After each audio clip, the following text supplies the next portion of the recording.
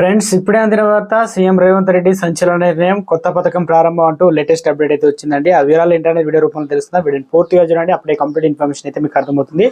చాలా మంది వీడియోస్ ఉన్నారు కానీ సబ్స్క్రైబ్ మర్చిపోతున్నారని దయచేసి ఈ ఛానల్ సబ్స్క్రైబ్ చేసుకొని బెల్ బటన్ యాక్టివేట్ చేసుకోండి.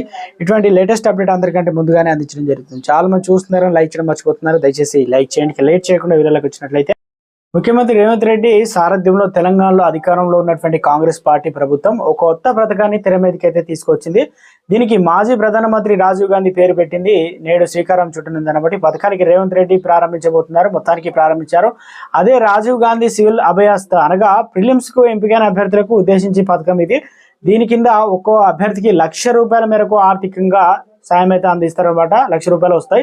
అయితే రేవంత్ రెడ్డి సర్కారు నేటి పథకాన్ని అయితే ప్రారంభించారనమాట. ఉప ముఖ్యమంత్రి బట్టి విక్రమార్క గతంలోనూ తెలంగాణ పబ్లిక్ సర్వీస్ కమిషన్ నిర్వహించబోయే గ్రూప్ 1 పరీక్షలు రాయబోయే అభ్యర్థులకు ప్రభుత్వం తీపి కబురు వినిపించింది. విషయం తెలిసిందే. మెయిన్ పరీక్షలు రాయబోయేటువంటి అర్హులందరికీ ఉచితంగా కోచింగ్ ఇవ్వాలని నిర్ణయించింది. ఉచిత కోచింగ్ తో పాటు ప్రతి నెల ₹5,000 చొప్పున మొత్తాన్ని స్టైపెండ్ కూడా అందించనుంది. అయితే హైదరాబాద్ లో సైదాబాద్ లక్ష్మీనగర్ కాలనీలో road number 8 Khammam BC study సర్కిల్లో ఉచిత కోచింగ్ సెంటర్లు అయితే కొనసాగుతుంది.